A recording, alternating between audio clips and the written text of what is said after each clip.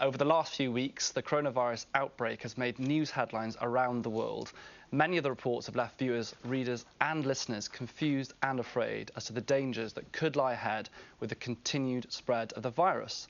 There have been accusations from several groups, including healthcare professionals, that these reports are inflammatory and headline-grabbing rather than a true reflection of the situation.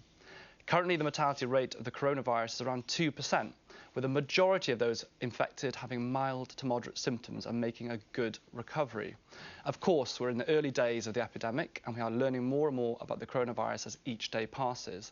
But the media should be more responsible and conscious of the impact of their reporting.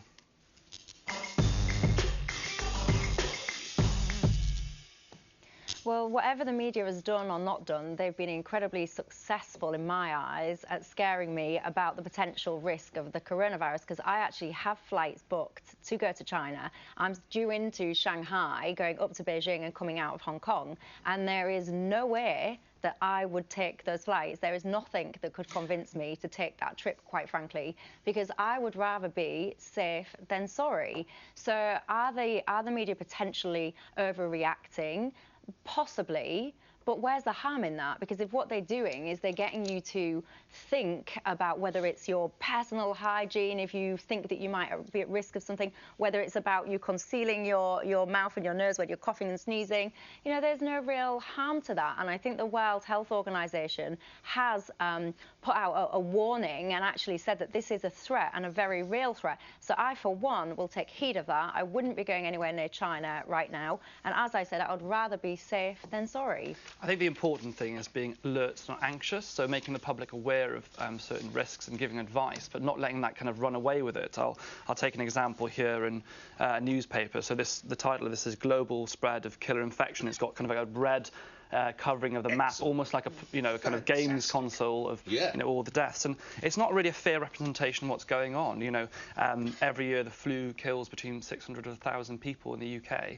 So far, only 2 people have the virus here in the UK. Before I yield, I'll tell you very briefly. I was on a tube about a week or so ago, and there was one lady stood up at the end, and she had a facial mask on, and there was another lady sitting down, and the lady sitting down coughed her entire way through the journey. My first thought was, I think someone needs to give her a bottle of water, because it was relentless non-stop. Then I noticed everyone was looking at each other, getting eye contact. One woman got up and changed carriages.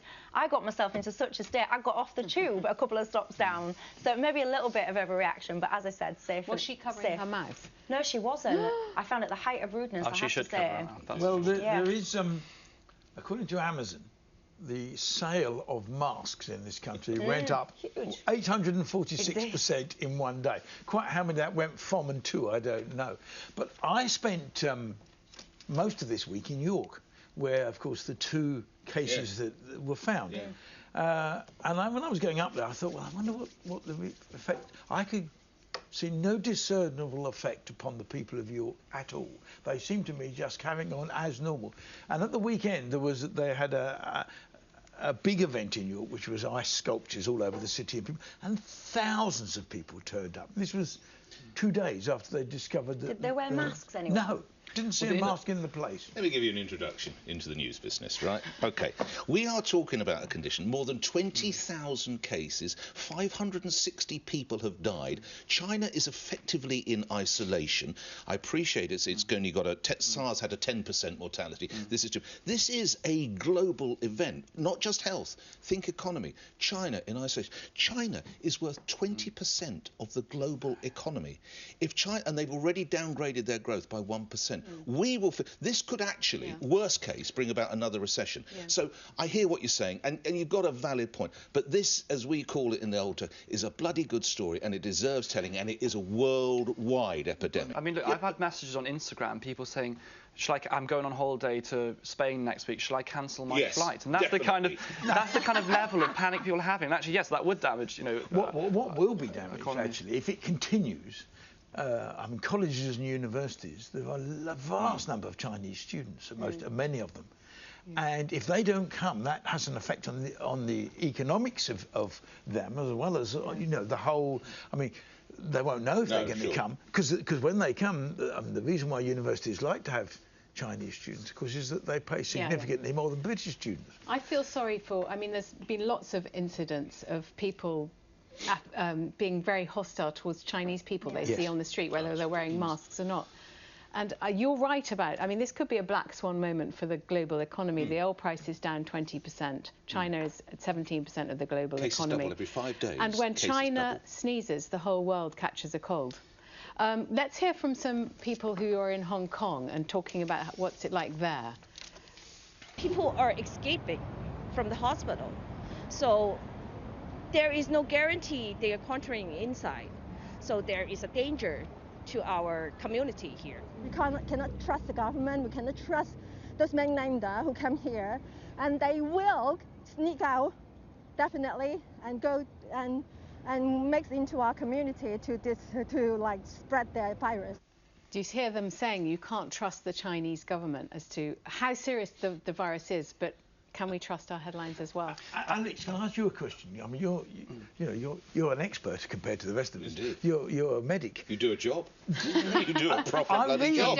I read that the masks make no difference. Is that right? This is the big point here, really, that everyone's becoming very afraid, buying all these masks, and they actually aren't doing anything at all. Interestingly, people are buying the mask to protect themselves from catching the virus, but the one benefit potentially of the mask is if you have the infection, it might prevent you passing on. So it'll do very little for you if you're walking around and you haven't got a problem. So people are buying something that's not really worth anything. And the message really should be about the hand hygiene, the idea that, washing your hands if you're going to sneeze, to cover your mouth and, use a tissue and dispose of it. That makes no sense to me. If I've got a mask on, surely that's going to help me. If he or she is sneezing and coughing next to me, surely if I'm wearing a mask, I'm not going to breathe in those particles. It's because the particles travel in such, it's airborne, so it can just make it its way into the side. So if I just sellotape it around the gap. Essentially, there's not much you can do. So even though you're told it's of no use, you'll wear a mask. I'm one of these driving up the purchases Just on to Amazon. finally underscore why I still think it's a story. It's not often